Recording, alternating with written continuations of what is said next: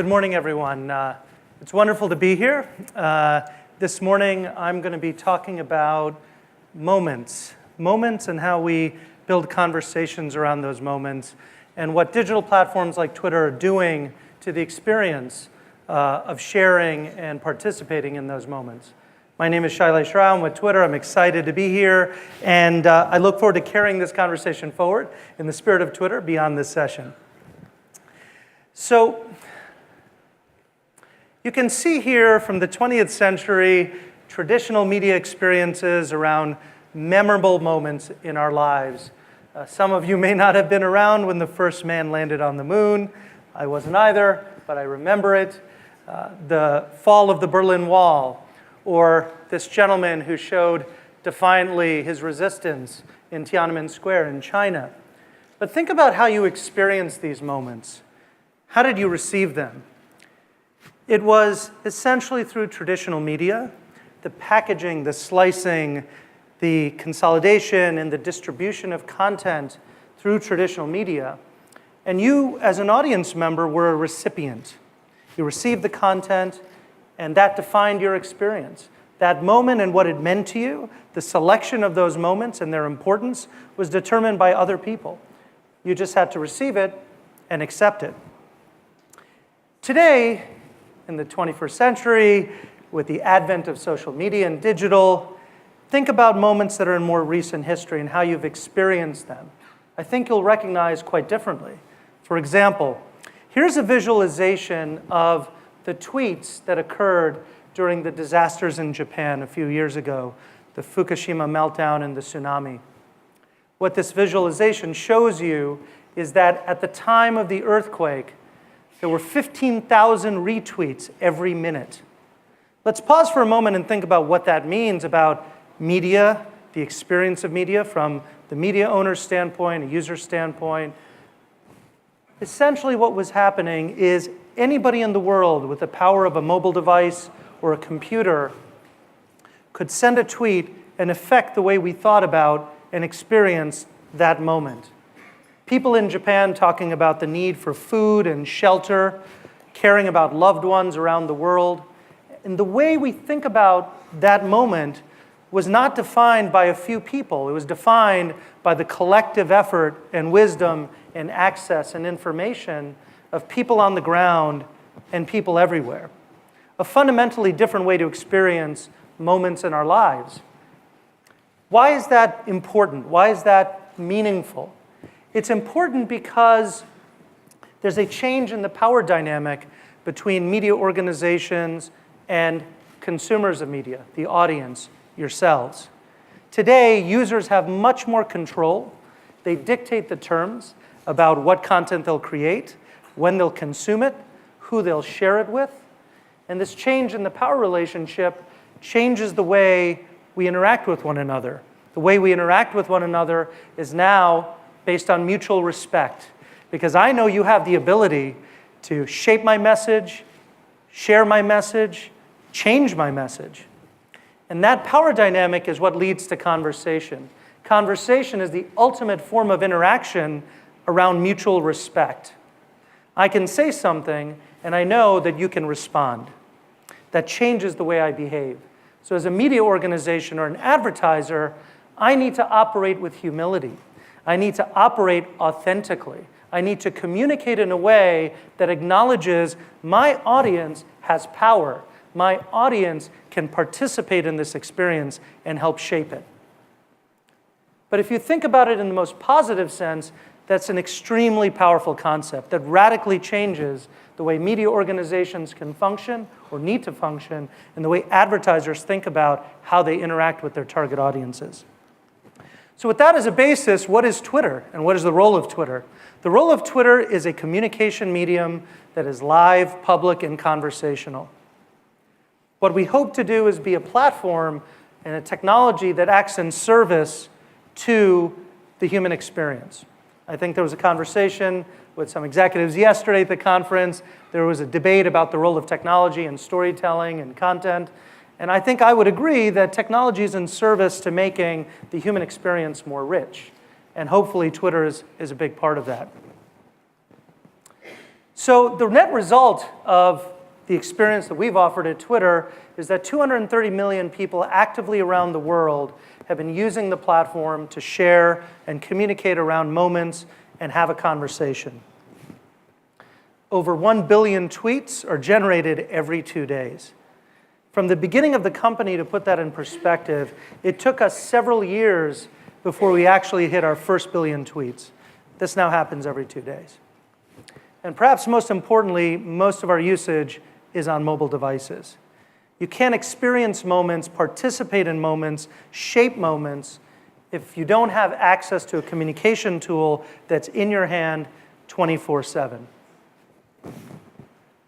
And this is happening around the world. So in this region today, I'm proud to say, Mina is a huge contributor to the Twitter community and conversation. 6% of our total active audience is in this region and growing, one of the fastest growing regions for us globally. And over 70% of our active users are outside the United States. So for us, it's a truly global experience. But there are conversations and moments occurring right here at home in the region as well. Recently, we saw a tremendous surge in conversation around Eid. This is the volume of tweets using hashtag Eid. 3 million tweets. It was an amazing experience to see.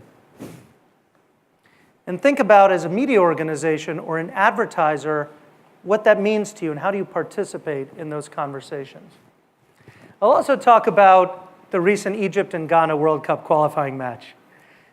Not so great if you're Egyptian, but it was an interesting display of the back and forth conversation between countries and teams and fans. Here you can see a tweet or a really loyal and hopeful Egyptian fan before the event. So conversations start even before the match. And unfortunately for the Egyptian team, here's a tweet after the event, and the conversation continues. An ecstatic player from the Ghana side. What's also interesting is conversations that are stimulated by moments in the region have ripple effects around the world. This is a visualization of conversation on Twitter related to the Egypt-Ghana match from all around the world. And you can see whether it's Australia, Brazil, Canada, or the Middle East, people were talking about this match everywhere. So we live in a truly interconnected and global community. Now let me talk about TV. In the context of conversation and moments, television is nothing but a series of scheduled and programmed moments. And we love them. This is probably the most popular mass medium that we all enjoy every day around the world. And there's a very strong relationship between television and Twitter. Unlike the traditional storyline in digital, we believe that there's a positive relationship between digital media and traditional media, specifically between television and Twitter. Recently, Nielsen released a report that cited that there's a two-way causal relationship between TV ratings and the volume of tweets, which means that when you have a higher volume of tweets, there's a good chance of TV ratings going up. And when TV ratings rise, there's a good chance that will spur conversation and increase the volume of tweets on our platform. This relationship is critical and is very much a core element of what we're focused on at Twitter. This is a great example of that relationship. It looks like a body. Well, the way you fell from the sky, I thought that maybe you were an angel or something. What? Yeah, I had to catch you. It's Laputa, a floating island. An island? So this video is from a movie called Castle in the Sky, very famous Japanese anime director and creator Miyazaki. This film was created in 1986, actually, but it was just aired again this year. And what's fascinating about this is a TV moment created a conversation on Twitter that resulted in 143,000 tweets every second. This set the global record for Twitter as a platform. And beyond that, you can see all the types of tweets, not just people talking to one another, but Amazon got into the action from a commercial perspective as well. And again, at home here, we see the relationship between TV and Twitter. Arab Idol, which is obviously a very, very popular and well-loved program. This is the volume of tweets during the entire season. And towards the end, you can see during the finale, the spike in conversation on Twitter during the finale of Arab Idol. Opportunities for media partners, media companies, television studios to work with platforms like Twitter to make sure we can facilitate and stimulate this kind of conversation leads to deeper engagement, which benefits both the program, the broadcaster, as well as the digital platform, in this case, Twitter. But it's not just massive, one-of-its-kind moments around the world, it's also everyday moments. So here is the graph of tweets around the hashtag hungry, an everyday moment, if you will. And you can see the chart reveals that the spike in tweets using hashtag hungry occur, not surprisingly, at breakfast, and then lunch, and then dinner again. So billions of moments to engage. What does this mean for advertisers in particular? It means an opportunity to participate in a conversation in an authentic and engaging way.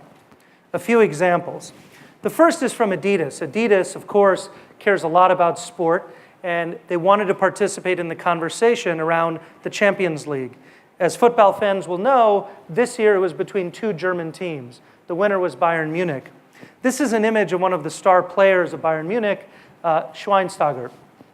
There's one image of him in defeat from the previous year's final, and there's another image of him winning in this year's final. And Adidas was signaling that they were prepared to communicate in the conversation regardless of the outcome. And ultimately, over the course of the season and by the finals, you saw 6 million tweets, a dramatic increase in conversation around the final. And Adidas was participating in that conversation. This is a great example of the interplay in advertising between Twitter and television. I'll show you an ad from Mercedes where they had at the end of the television ad a call to action to the audience to either send a tweet saying hashtag hide or hashtag evade. Based on the feedback they got, they delivered a full television commercial based on Twitter votes.